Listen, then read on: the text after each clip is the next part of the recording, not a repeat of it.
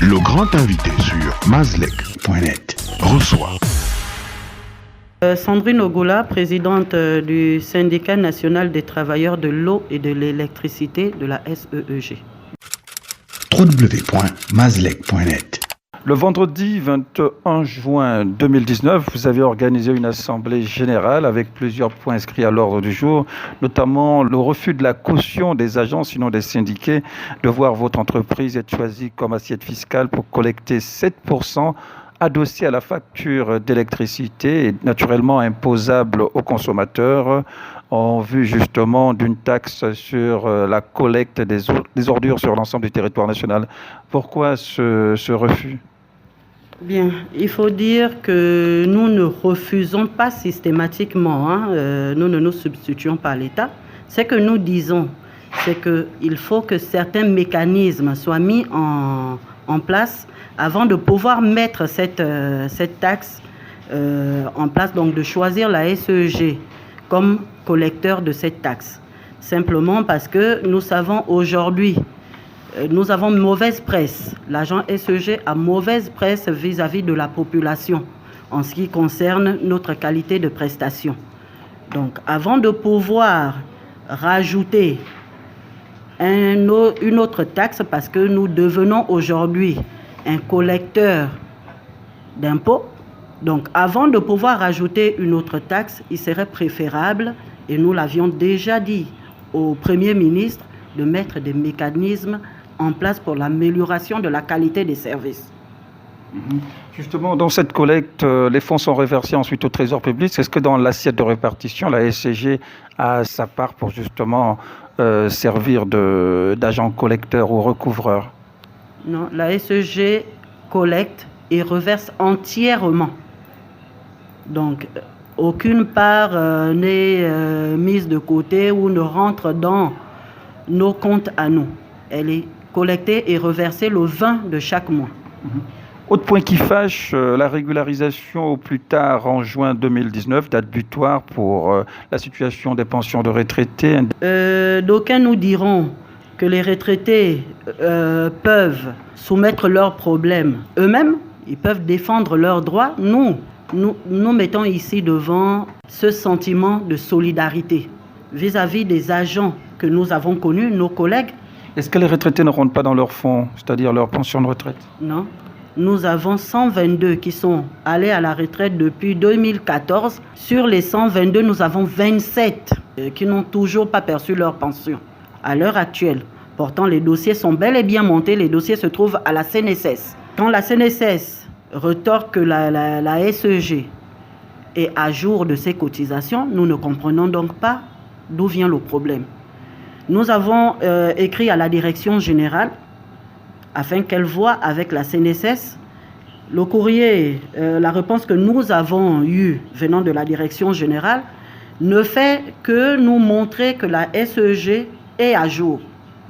Mais nous n'avons eu aucune réponse quant aux résultats ou aux conclusions des discussions entre la direction générale et la direction de la CNSS. Également le problème du congé de maternité.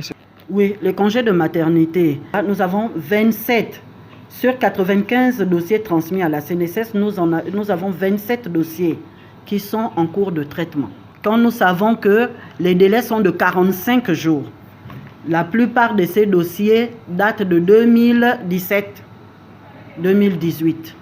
Nous sommes en 2019, juin 2019. Les indemnités journalières, pour ce qui est de la collecte au niveau de la SEG, elle est bien faite.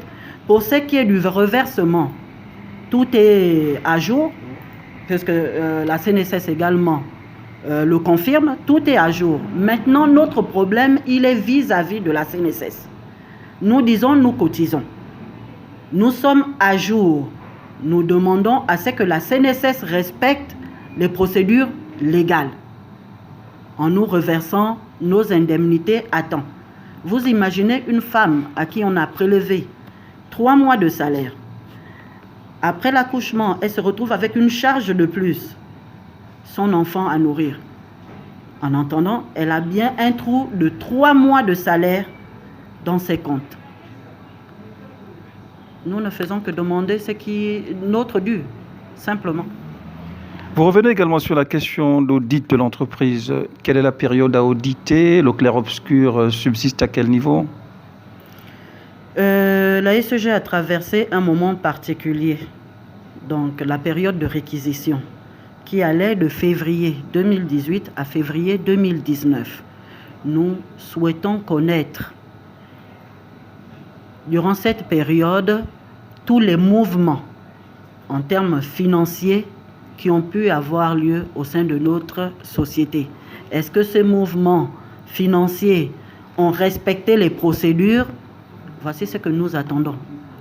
Qu'on audite les comptes de la SEG pendant la période de réquisition.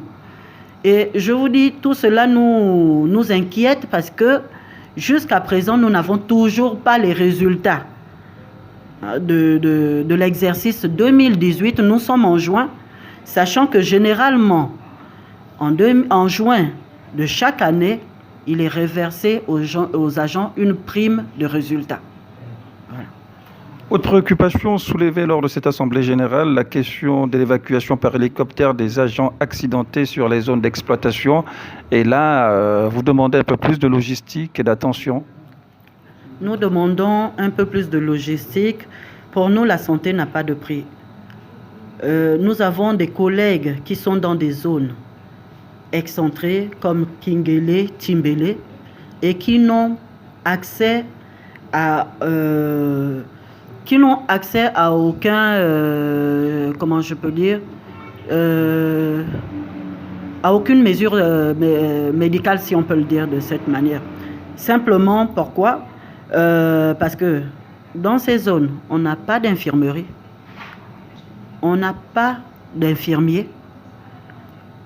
Donc, du coup, lorsqu'il y a un problème, ce sont des zones qui sont difficiles d'accès. C'est pour cela que nous demandons qu'il y ait une évacuation héliportée.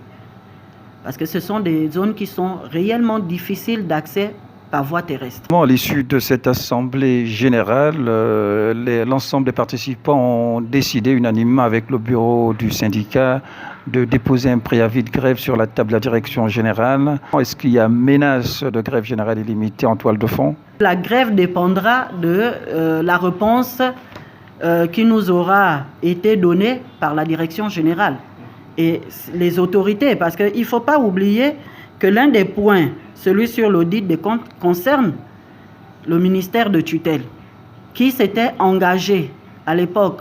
Pour boucler, est-ce qu'il y a des points non négociables?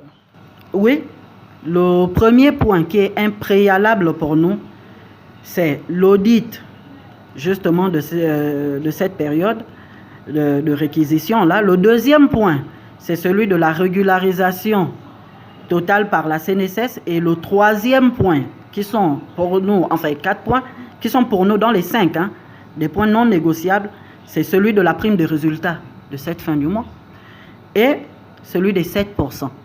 Sandrine Ogoula, merci. Je vous en prie. L'info du Gabon en un clic, c'est sur www.mazlek.net.